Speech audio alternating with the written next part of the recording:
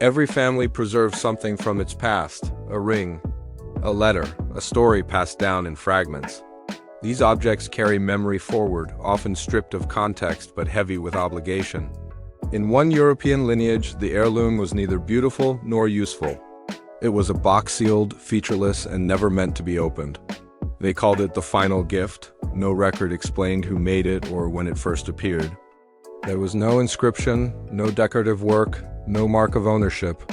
The only instruction, repeated generation after generation, was absolute. The box must be kept intact and passed on. No one was to open it, no one was to discard it, and above all, no one was to ask what it contained. An inheritance without explanation. The earliest written mention of the box appears in a family ledger from the late 1600s. It is described simply as the sealed thing, transferred alongside land and debts. No value is assigned to it. No origin given. What stands out is not the box itself, but the language surrounding it. Each transfer is accompanied by the same phrase, received without inspection. This wording persists for centuries, surviving changes in handwriting, language, and legal systems. The box was not inherited, it was entrusted. A weight that never changed from the beginning, the box was noted as unusually heavy. Small enough to be carried by one person, it nonetheless required effort. Several entries mention the need for assistance when moving it, despite its modest size. Over time, its weight became part of its identity. Family members referred to it as the heavy box even when no other boxes existed. Children were warned not to play near it. Adults avoided placing it on fragile surfaces.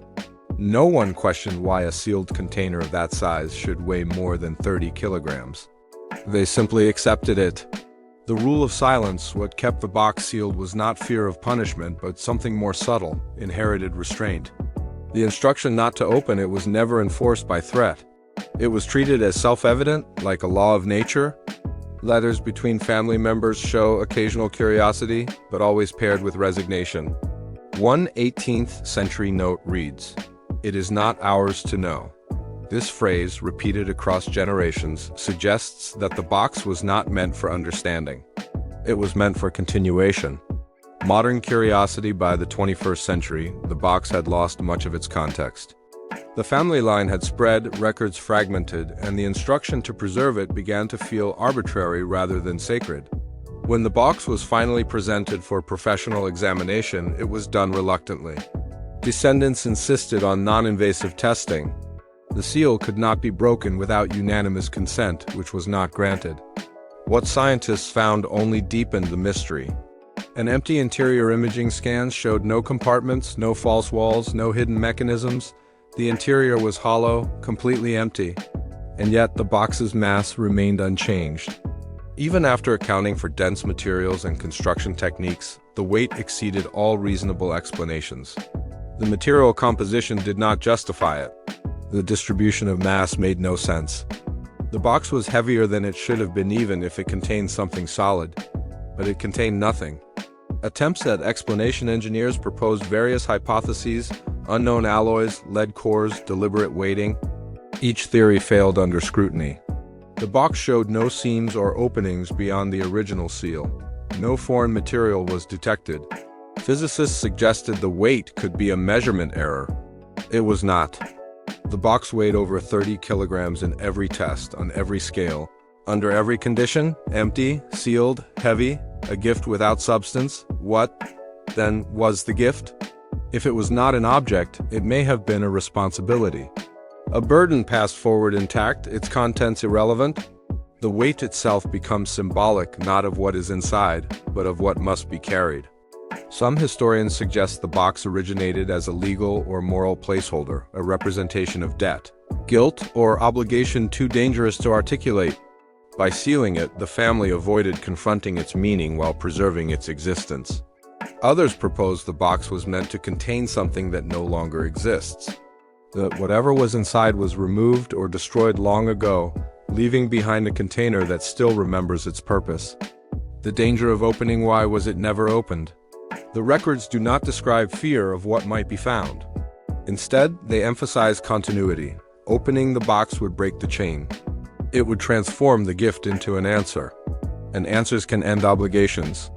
Perhaps the family believed the box was not dangerous because of its contents, but because of what opening it would require judgment, decision, and responsibility. As long as it remained sealed, the duty remained shared across generations. A weight without cause. Modern science has no explanation for an empty object that weighs as much as the final gift. But science is accustomed to dealing with phenomena that exist without meaning. This box resists that approach. Its weight is not just physical. It is historical, psychological, inherited.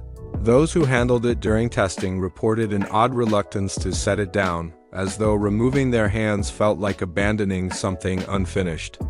This sensation was not universal, but it was common enough to be noted.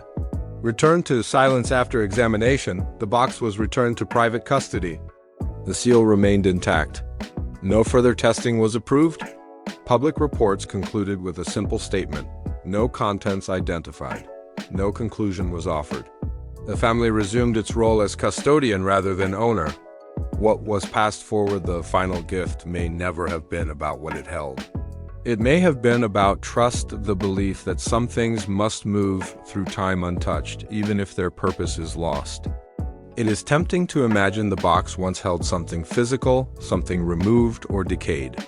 But this interpretation fails to explain why the weight remains. Perhaps the weight is not inside the box at all. Perhaps it is attached to the act of preservation itself, a mass created by memory, responsibility, and silence. An ending without closure, the final gift continues to exist unchanged. It has survived wars, migrations, and centuries of curiosity. It remains sealed not because it cannot be opened, but because no one has yet decided that they should be the one to do so. Some inheritances are objects, some are stories, and some are burdens disguised as gifts. The box offers no answers. It does not ask to be believed. It simply demands to be carried. And as long as it remains sealed, the weight, whatever its true nature, will continue to pass quietly from hand to hand, generation after generation, unfinished. Churches are places of witness. For centuries, they have been built to face heaven, their towers lifting eyes upward toward God. Yet in one quiet European town, a renovation project revealed that something beneath the church had been doing the watching instead. The discovery was not dramatic at first. Workers lifting worn stone tiles expected dust, soil, perhaps the remains of older foundations. Instead, they uncovered carved stone, smooth, pale, and unmistakably shaped like human eyes. Dozens of them. They were set into blocks laid beneath the floor, all oriented upward, staring toward the nave and altar above. None were broken. None were random. Every eye had been deliberately placed, aligned, and buried. No record explained who put them there, or why. A hidden layer of stone. The church itself dated to the late medieval period, but the stone layer beneath it was older. Architectural analysis showed that the eye-bearing blocks predated the building by centuries. This meant the church was not built with the eyes as decoration. It was built over them. This raised unsettling questions. Was the placement intentional? Did the builders know what lay beneath? Or had they simply chosen an ancient foundation without understanding its significance? The eyes were not carved in a uniform style. Some were large and rounded, their pupils deeply hollowed. Others were narrow, with lids partially closed. A few appeared damaged not from time, but from deliberate alteration, as though someone had attempted to blind them before burial. Yet all of them faced upward. Expressions without faces. What troubled researchers most was the individuality of the eyes. They were not stylized symbols. Each pair was distinct, expressing something different: fear, vigilance, sorrow, suspicion. There were no accompanying faces, no mouths, no bodies, only eyes. In many cultures, eyes represent awareness, judgment, or divine presence. But these eyes were buried, hidden from sight. Their purpose was not to be seen. They were meant to see. No record, no warning. Church archives were searched thoroughly. Construction records, donation lists, renovation notes, nothing mentioned the eyes. Not their existence, not their removal, not their concealment. Even stranger, no ecclesiastical condemnation of such carvings existed. In a time when church authorities documented even minor deviations from doctrine, the silence was conspicuous. Either the eyes were placed before the church existed, or no one dared to write about them. A sacred overlay. The decision to build a church atop the eyes may not have been accidental. In early Christian Europe, it was common to place churches over pagan site springs, groves, burial grounds to absorb and neutralize older beliefs. If the eyes belonged to a pre-Christian tradition, burying them beneath holy ground may have been an attempt at containment rather than destruction. Christianity did not always erase what came before. Sometimes it covered it. What were the eyes watching? One theory suggests the eyes represented the dead watchers placed to observe the living, perhaps to judge them. In some ancient traditions, the dead were believed to remain present, overseeing rituals and moral behavior. Another interpretation proposes the opposite, that the eyes were meant to watch the gods or those who claimed to speak for them. Positioned beneath the altar, they faced upward, as if scrutinizing sermons, confessions, and prayers. If so, the church was not merely a place of worship. It was a stage observed by something older. The orientation matters. Every eye faced the same direction, upward. None looked outward or sideways. This uniformity ruled out randomness and reinforced intention. The eyes were not arranged for visibility or symmetry. They were arranged for perspective. From below, they could see everything above them. The question of consensus. Historians believe the eyes may be funerary and nature memorials for the dead who were denied burial rites or remembrance. Without bodies, eyes alone could symbolize continued presence. Others suggest a darker origin, that the eyes were meant to trap something, to force watchfulness upon an entity or spirit buried beneath them. The act of blinding some eyes supports this interpretation. If the eyes were dangerous, perhaps someone attempted to neutralize them before sealing them under stone. Reburial without explanation. After documentation, the decision was made to rebury the eyes. No museum claimed them. No exhibition followed. The floor was restored. Official statements described the carvings as architectural curiosities of unknown origin. No further investigation was announced. Those involved in the discovery offered little commentary afterward. One worker declined interviews, saying only that the church felt quieter after the floor was replaced. A church that watches back visitors to the church report nothing overtly supernatural, no apparitions, no sounds. But some describe an uncomfortable awareness while standing in the nave as if being observed from below. The sensation fades when they leave. Whether psychological or not, the feeling persists across accounts. Eyes as memory. Eyes remember what mouths forget.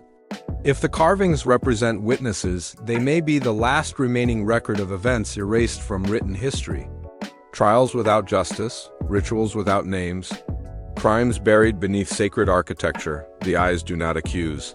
They do not speak. They simply remain open. Why they were hidden. The greatest mystery is not why the eyes were carved, but why they were buried and built over. Perhaps they watched too much. Perhaps they reminded people of things best forgotten. Or perhaps they were never meant to be seen, only to see. Beneath our feet, church floors separate the sacred from the buried. They mark the boundary between worship and memory. In this case, that boundary hides something unresolved. The eyes beneath the church floor do not demand belief. They offer no doctrine. They simply exist, staring upward through centuries of prayer, confession, and silence. Whatever placed them there wanted someone to watch. And whatever built the church above them wanted to make sure they stayed buried. Throughout history, people have tried to give shape to injustice. When laws fail, when violence goes unanswered, when the innocent die without witness or trial, cultures often turn to symbols, omens that suggest the world itself has noticed what humanity chose to ignore. Among the most unsettling of these symbols is a flower known only from fragmented records and whispered tradition, the rose of the reaper. It is not a rose in the botanical sense, nor is it associated with beauty or fragrance. It is a marker, a signal, a quiet accusation growing from the soil itself. According to legend, the rose of the reaper blooms only where death was wrong, where lives were taken unjustly, secretly, or without mercy. And unlike other symbols of mourning, this one could not be harvested, owned, or studied without consequence. First mentions in the margins, the earliest references to the rose appear not in official texts, but in margin scribbled notes beside prayers, trial records, and monastery ledgers. Medieval monks did not devote full passages to the flower. Instead, they warned of it in cramped handwriting, as though reluctant to draw attention. "Do not touch the pale thorn," one note reads. "Where it grows, judgment has not been given." These warnings appear beside accounts of executions later deemed unlawful, mass graves following purges, and unrecorded burials along forgotten roads. The flower was never described as a miracle or a blessing. It was an indictment. The rose did not prevent death. It remembered it. A plant without a pattern. Descriptions of the rose of the reaper are remarkably consistent across regions and centuries. It is said to have pale or ashen petals, sometimes tinged with gray or bone white. The stem is thin but covered in unusually sharp thorns. The leaves appear dry even when freshly grown, as if drained of vitality. Most disturbing is the sap. When the stem or petals are damaged, the rose bleeds not clear resin, but a thick red fluid. Witnesses described it as slow-moving, dark, and staining, leaving marks on skin that lingered far longer than plant matter should. Some claim the sap was warm. Others swore it pulsed briefly before stilling. Places where it appeared the rose was never found in meadows or forests by chance. It appeared in specific locations. Execution sites later ruled unlawful, crossroads where travelers were murdered and buried anonymously, fields where entire villages were quietly erased during political upheaval. In one documented case from the late 1500s, a rose was reported growing directly from the crack of a gallows platform dismantled decades earlier.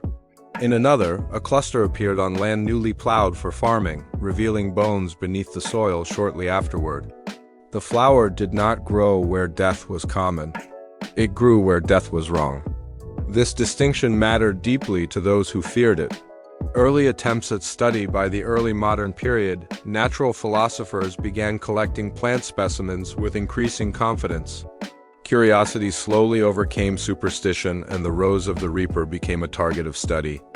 The results were consistent and alarming. Cuttings withered within hours. Roots removed from the soil decayed unnaturally fast, collapsing into blackened pulp. Seeds, when planted elsewhere, never sprouted. Even sketches of the flower were sometimes destroyed by the artists themselves, who claimed unease while drawing it. One physician wrote that the plant resisted possession as though it belonged only to the place it grew. Still, one specimen survived.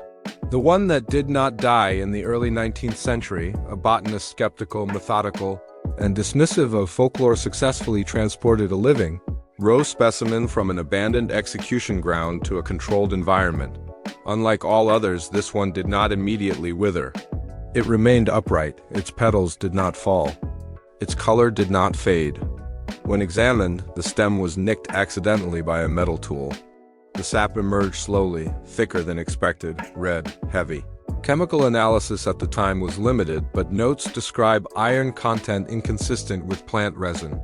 Most unsettling was the reaction of the specimen itself. Witnesses claimed the sap flow increased after the initial cut, not from pressure, but in response continuing until the tool was withdrawn. The plant did not die from the wound, it stabilized. This was the only rose known to survive removal from its place of origin. An object of unease, the specimen was stored, not displayed. Researchers avoided prolonged contact.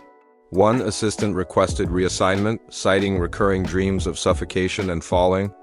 Another claimed the room felt crowded despite being empty. These accounts were dismissed as suggestion. But the notes grow shorter over time. Entries become infrequent. Eventually, documentation stops altogether. The specimen was later recorded as lost during a containment failure. No further details were given. No other roses have since been successfully studied. Folklore versus biology. Modern botanists argue that the rose of the reaper could be a rare mutation, perhaps a plant reacting uniquely to mineral-rich soil, contaminated by blood, ash, or decomposition. Others point to fungal symbiosis or iron-absorbing species misidentified through fear. These explanations address the plant's appearance, but not its behavior. Why did it grow only in sites of unjust death? Why did it resist transplantation? Why did it bleed? Plants respond to environment, but they do not discriminate moral context. And yet, the rose appears to have done exactly that, appearing not where death occurred, but where it violated something deeper. A living accusation in many traditions, the dead require witnesses. Without acknowledgement, injustice lingers. The rose of the reaper fits this psychological need too precisely to dismiss. It marked places where courts failed, where records were altered, where truth was buried. The flower did not call for vengeance. It did not curse the living. It simply grew quietly where silence had been imposed, as if to say, this happened.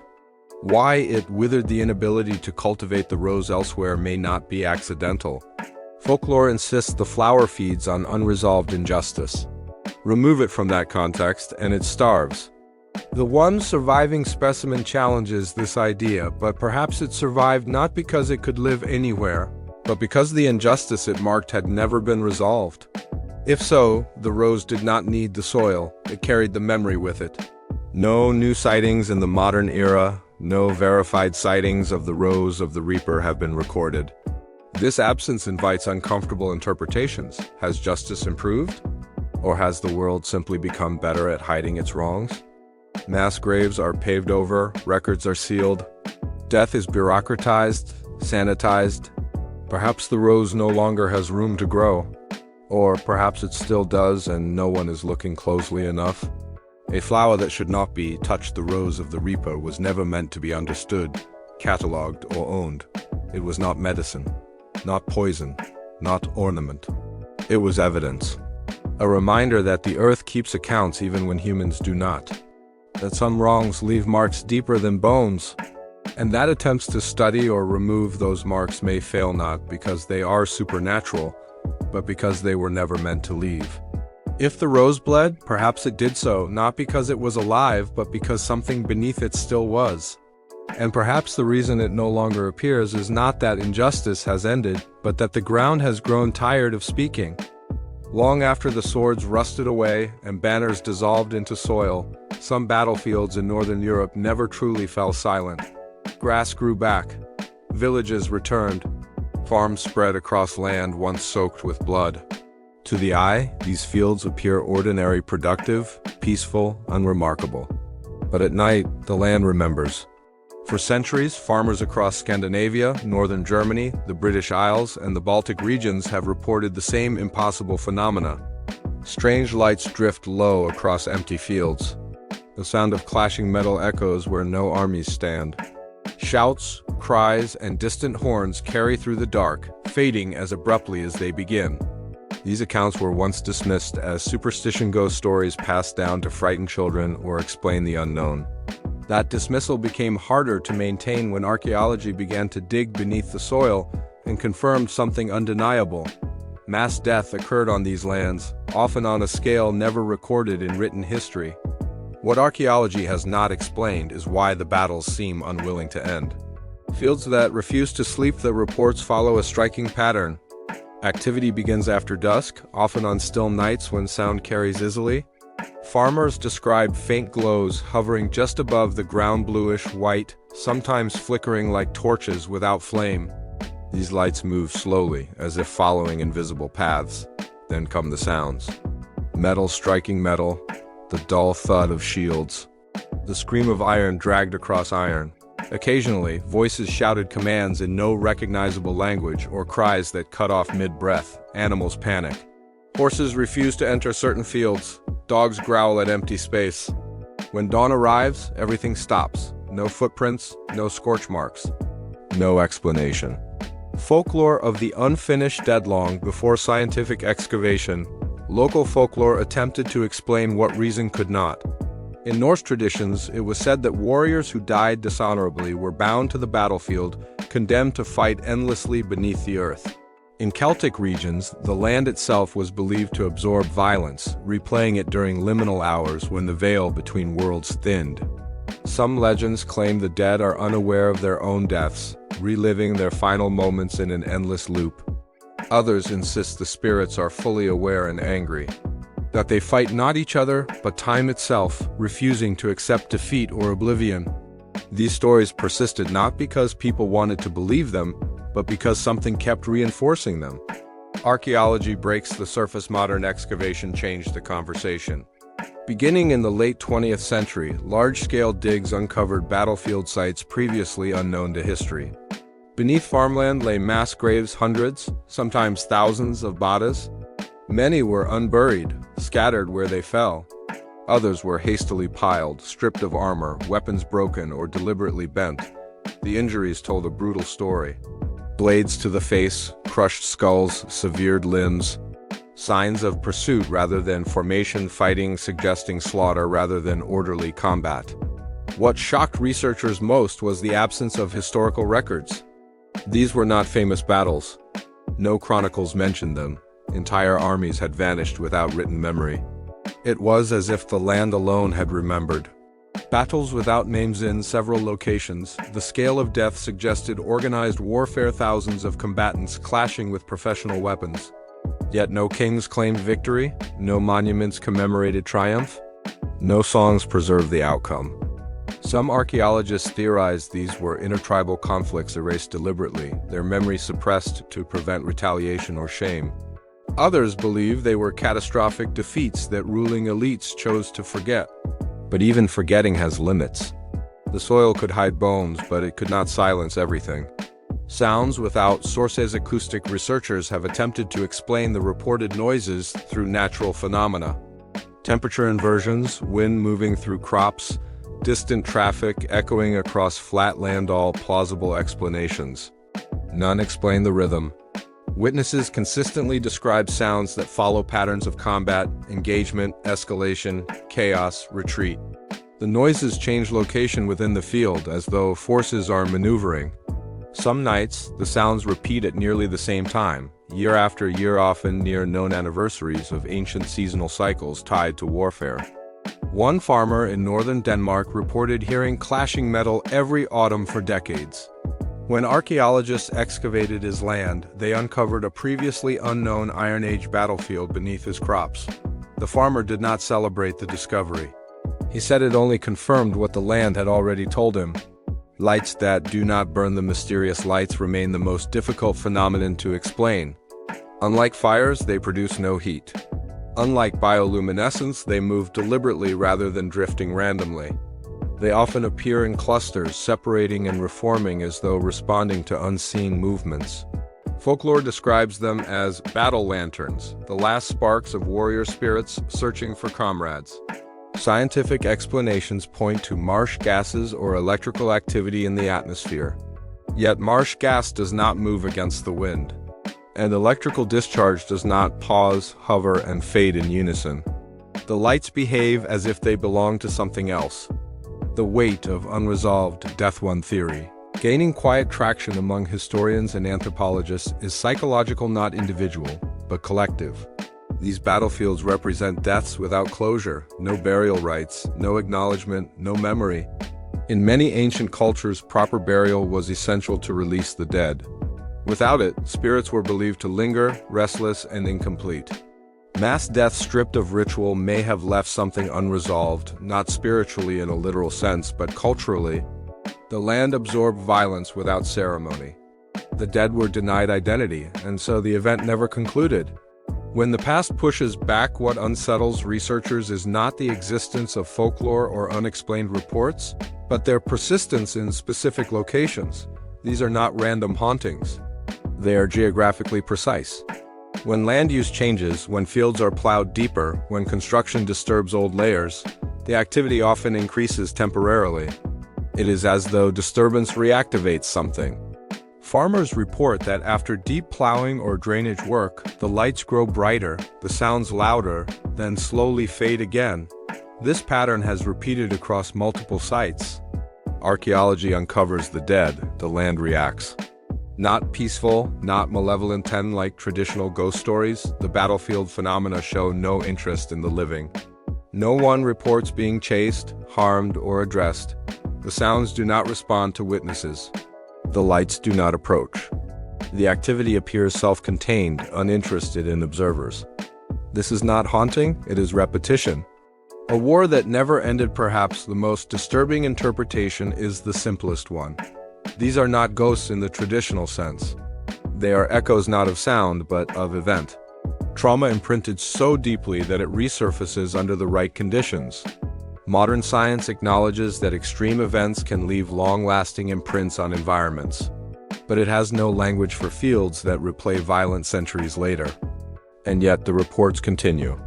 The silence of day by morning, the fields return to normal. Birds sing, crops sway. The land feeds families who may never realize what lies beneath their feet, but those who know avoid these places after dark. Not because they fear attack, but because listening feels like trespassing. The battles of Northern Europe ended long ago. The armies fell, the leaders vanished, the reasons were forgotten. But the land still hears the clash of metal, and on certain nights so do those who live upon it. Ancient Egypt believed in many things, but above all it believed in order. The universe was held together by cosmic balance, truth, and harmony. Every pharaoh was expected to embody it in life and submit to it in death. Judgment was not optional. It was the mechanism that allowed the dead to pass into eternity and ensured the gods themselves remained in balance. Which is why one missing name still disturbs historians. Among Egypt's meticulously recorded dynasties exists a silence so deliberate it feels violent, a reign erased from king lists, a cartouche chiseled smooth wherever it once appeared, a pharaoh whose memory was not simply neglected but hunted down and destroyed. And yet his tomb was never robbed.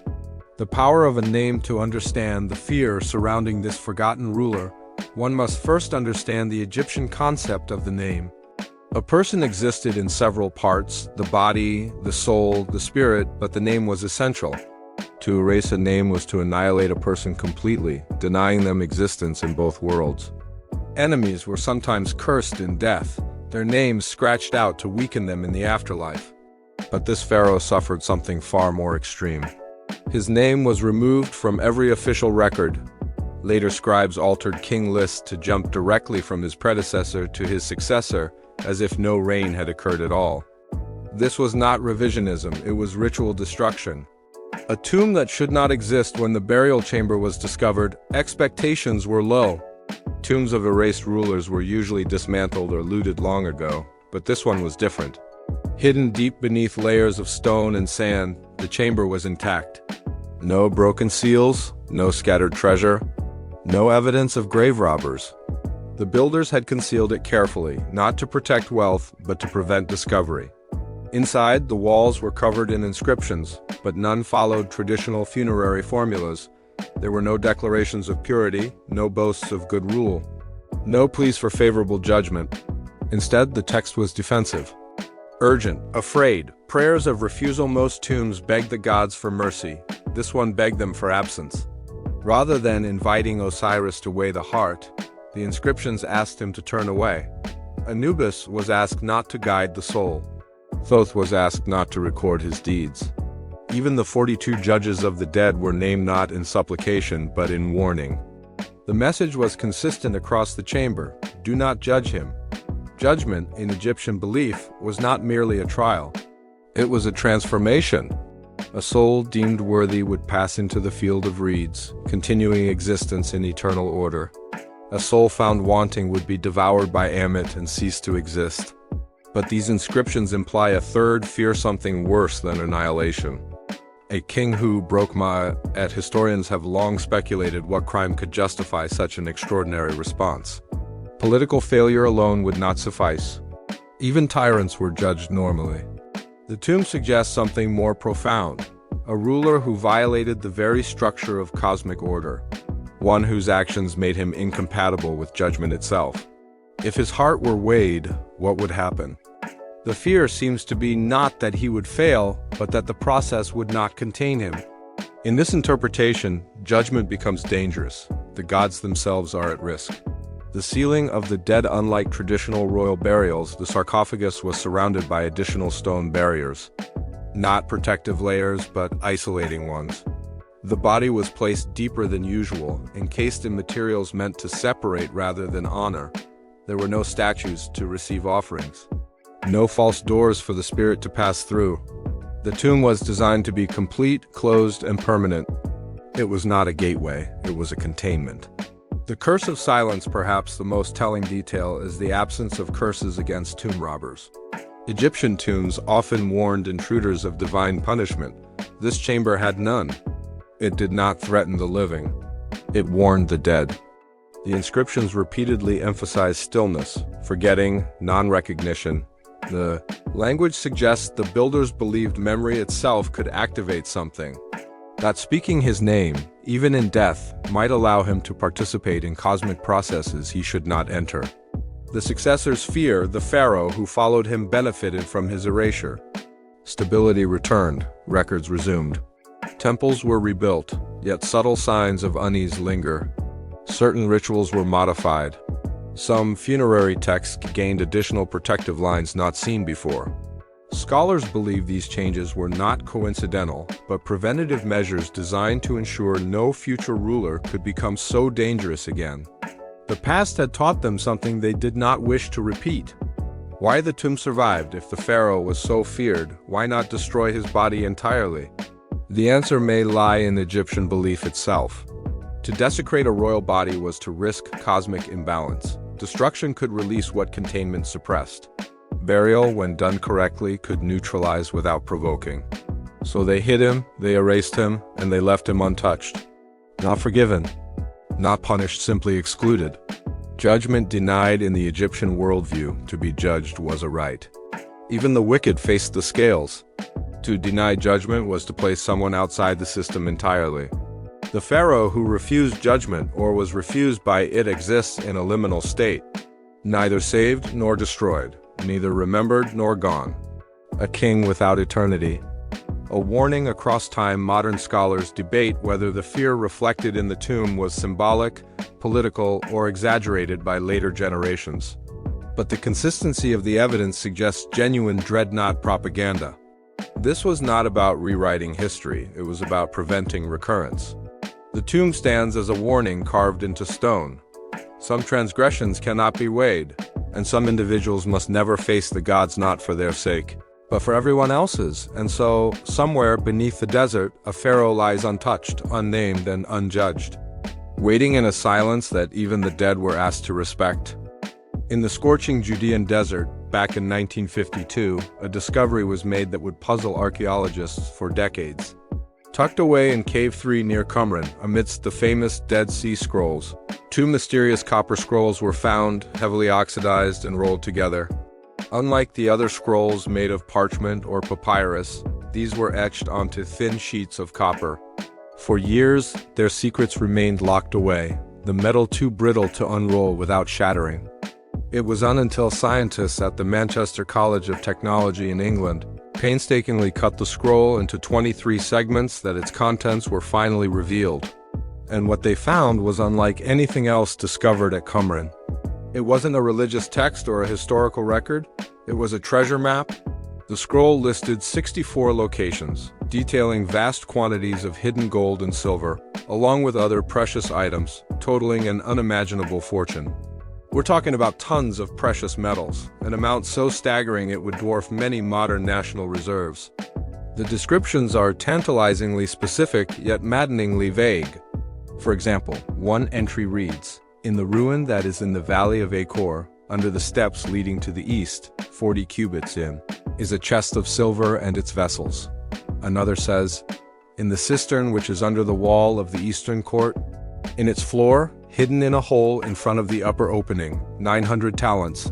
But the landmarks mentioned, like the Valley of Achor or the Tomb of the Sons of the Common People, have been lost to time, their exact locations debated by scholars to this day.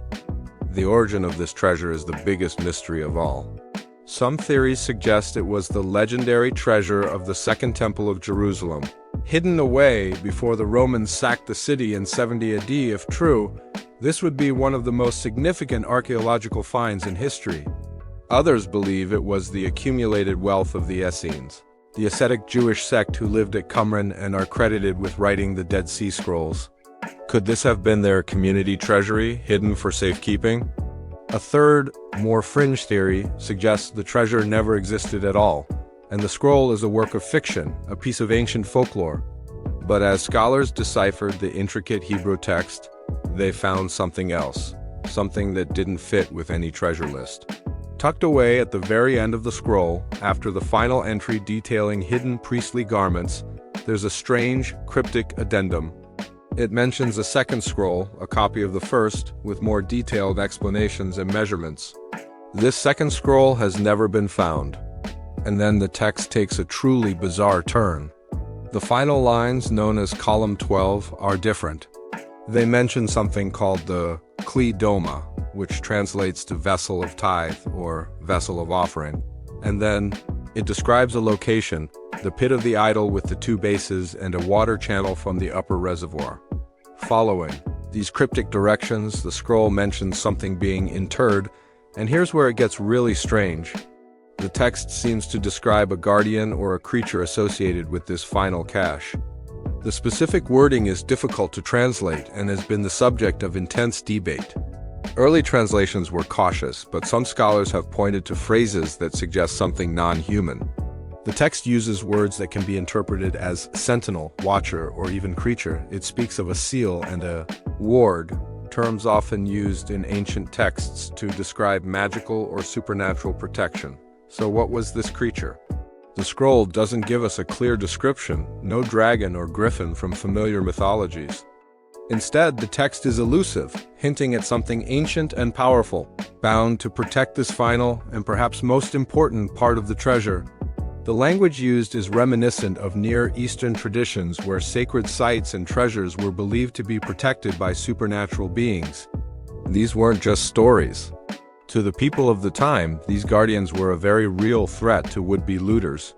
Could the bronze scroll be describing a real, albeit mythological, creature? Or is it a metaphor? Perhaps the creature is a complex series of traps, a security system so deadly and ingenious that it was personified as a monstrous guardian.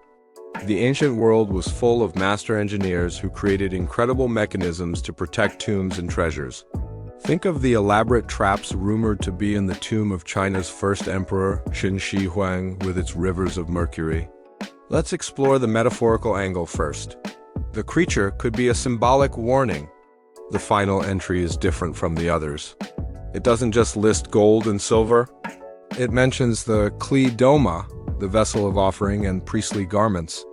These are sacred religious items, not just material wealth. The creature might be a symbolic representation of divine wrath, a warning that this particular treasure is sacred and anyone who defiles it will face a punishment far worse than any physical trap. It's a way of saying this belongs to God and He is watching, but what if it's not a metaphor? What if the authors of the scroll believed in a literal guardian? In the folklore of the ancient world, powerful entities were often bound to objects or places. Think of the jinn in Arabian tales, powerful spirits that could be commanded or trapped. The Hebrew tradition itself has stories of powerful angels and other beings acting on God's command. Could the Essenes, or whoever wrote the scroll, have used their deep spiritual knowledge to bind some kind of entity to protect their most holy relics? This idea might sound fantastical to us, but we have to place ourselves in the mindset of people living 2,000 years ago. The world was a far more enchanted and dangerous place. The lines between the physical and spiritual realms were blurred. Rituals and incantations were not just superstition. They were considered a form of spiritual technology. If you wanted to protect something of immense value, you wouldn't just hire a guard. You'd perform a ritual to bind a supernatural protector to it. Let's look closer at the location described. The pit of the idol with the two bases? This is incredibly specific. It suggests a known place, possibly a pagan shrine that was later repurposed or seen as a place of dark power. The reference to an idol is particularly interesting as it was something strictly forbidden in Judaism. Why would a sacred Jewish treasure be hidden in a place associated with idolatry? Perhaps it was the perfect hiding spot, the last place anyone would think to look. Or maybe the pre-existing power of the place, even if it was unholy, could be harnessed to fuel the protective ward. The reference to the water channel from the upper reservoir also adds a layer of practical detail. Many ancient sites had complex water systems. This could be a clue to the physical location, but it could also have symbolic meaning. Water is often associated with life, purification, and the boundary between worlds. A channel of water could be part of the ritual binding, a symbolic barrier that the creature cannot cross or that traps the unwary. So we have a treasure map written on a unique copper scroll detailing a fortune that has never been found. And at the very end, a cryptic reference to a final, sacred cache, protected not by locks and keys but by a mysterious forgotten creature, a supernatural sentinel bound by ancient rites. The scroll doesn't tell us what happens if someone finds this place. It doesn't describe the creature's form or its powers. It just leaves us with a chilling, silent warning. To this day, none of the 64 locations have been definitively identified, and not a single piece of the treasure has been recovered. Is it because the landmarks have changed too much over 2 millennia? Or is it because the treasure was found long ago in antiquity? Or perhaps the treasure is still out there waiting in the dust and shadows of the Judean wilderness? And if it is, does its forgotten guardian still wait with it? A silent, patient watcher interred in a pit, bound by an ancient promise, waiting for anyone foolish enough to disturb the vessel of offering. The bronze scroll is more than just a treasure map. It's a portal into a world of ancient secrets, hidden wealth, and the lingering question of the forgotten creature that may still be standing guard. Thanks for watching. If you're fascinated by the hidden corners of history and the mysteries that still lie buried, don't forget to like this video and subscribe for more deep dives into the unknown. We'll see you next time. The bogs of Northern Europe were never meant to keep secrets. They were meant to swallow them. Stretching across Denmark, Ireland, Germany, the Netherlands, and parts of Britain, these vast wetlands appear quiet on the surface, flat horizons, wind-rippled grasses, pools of dark water reflecting the sky. But beneath the peat lies one of the most unsettling archives of human history. Here, time does not move forward normally. It slows, thickens, and traps whatever enters it. When ancient people lowered bodies into these wetlands, they were not burying their dead in the way we understand burial. They were surrendering them to a place that devours decay and preserves memory. What the bogs returned centuries later were not skeletons, but faces that still seem to remember dying. Bodies that refuse to disappear. Most human remains left in the earth follow a predictable path. Flesh decays, muscles loosen, bones scatter. Identity fades into anonymity. The bog bodies defy this process entirely. Peat bogs are cold, acidic, and nearly devoid of oxygen. These conditions tan human skin like leather, preserving it while dissolving bone. Hair, fingernails, even internal organs survive. When archaeologists first cut into peat layers expecting to find ancient tools or timber, they instead uncovered people who looked disturbingly recent. Some had stubble still visible on their chins, others had eyelashes intact. Their fingerprints could still be read, but it was their faces that froze excavators in place. The expressions were wrong. Mouths hung open as if caught mid-cry. Brows were knotted in pain or fear. Lips were pulled tight, not relaxed in death. In some cases, tongues protruded slightly between teeth, a classic sign of strangulation. Death, it seemed, had never finished its work. Ritual, not murder. Early discoveries were dismissed as accident victims, travelers who wandered into the bog and drowned. But as more bodies were recovered, patterns emerged that could not be ignored. Many bog bodies showed evidence of deliberate, repeated violence. A man might have a noose around his neck, a slit throat, and a crushed skull all on the same body. Another might bear stab wounds, broken ribs, and signs of drowning. These were not crimes of passion or random killings. They were carefully structured deaths. Archaeologists came to call this the triple death, a ritual execution believed to satisfy multiple gods at once, one of strangulation, one of blood, one of immersion. The victims were not merely killed, they were transformed into offerings. Some were well-fed, with manicured nails and no signs of hard labor. Their stomach contents showed last meals of bread, porridge, or seeds consumed shortly before death. These were not criminals or outcasts, they were chosen. To be sacrificed to the bog was not necessarily a punishment.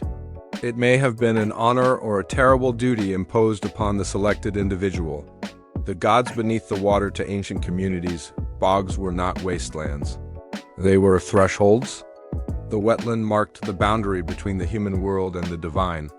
Offerings placed there were not meant to return. Weapons were bent before deposition. Jewelry was broken. People too were altered before surrender. The bog accepted what was given and held it in perpetual suspension, neither alive nor properly dead. This belief gives the bog bodies their unsettling power. They were meant to exist between states, not ancestors. Not ghosts? Something else entirely. Perhaps that is why their expressions endure. Faces that still speak. Modern forensic analysis shows that many bog bodies died violently and quickly, but not instantly. Some struggled, some inhaled water, some suffocated slowly as ropes tightened. And yet, even in violent death, facial muscles usually relax, rigor mortis fades, expressions soften. But in the bogs, the chemical environment arrests the face at the moment of death. Fear does not fade. Pain does not release. Visitors who view these bodies in museums often describe an unexpected emotional reaction, not curiosity, not academic interest, but discomfort and intense visceral awareness of being observed. The eyes may be closed, but the face still communicates. It accuses, it pleads, it remembers. These are not anonymous remains, they are moments. The uncanny silence despite the violence inflicted upon them. Bog bodies are eerily peaceful in repose. Their limbs are often folded, their skin smooth and darkened like polished wood. They appear asleep except for the expressions frozen into them. This contradiction, violent death paired with serene preservation, creates an effect that unsettles even seasoned researchers. The bodies do not look ancient, they look paused. Some archaeologists admit quietly that working with bog bodies feels different, that excavation sites feel heavy, that conversations lower in volume without explanation, that the moment a face emerges from the peat, something in the air changes. Science explains the preservation. It does not explain the atmosphere. What the bogs chose to keep thousands of bodies likely entered the bogs over millennia. Only a fraction have been found. The rest remain sealed below, compressed into peat that continues to grow. Why some bodies surface and others do not remains unclear. Peat cutting exposes them accidentally. Drainage reveals them unwillingly. The bog does not release its dead on a schedule. Some researchers have wondered whether the bodies we find are the ones meant to be found warnings rather than offerings, faces left intact to confront the future. The idea is uncomfortable but difficult to dismiss when standing before a face that looks as if it died yesterday. A death that never ends. Unlike skeletons, bog bodies resist emotional distance. Bones allow us to forget fear. Skin does not. When we look at these faces, we do not see symbols or statistics. We see individuals caught in the last second of their lives. Their terror has weight. It presses forward through centuries. The bogs did not simply preserve bodies. They preserved suffering. And in doing so, they transformed sacrifice into a message, one that has outlived the gods it was meant to appease. The bogs still wait today. Many bogs have been drained, harvested, or destroyed. But those that remain are still active, still deepening, still sealing layers of time beneath them. What else lies below is unknown. What is certain is this: the bogs do not forget. They hold on to moments humanity would rather leave behind. And when they choose to give something back, it is never gentle. The frozen screams of the bog bodies are not audible. They do not echo through air or water. They exist in the face itself, in the knowledge that fear can outlast history. And that death, under the right conditions, never truly finishes its work.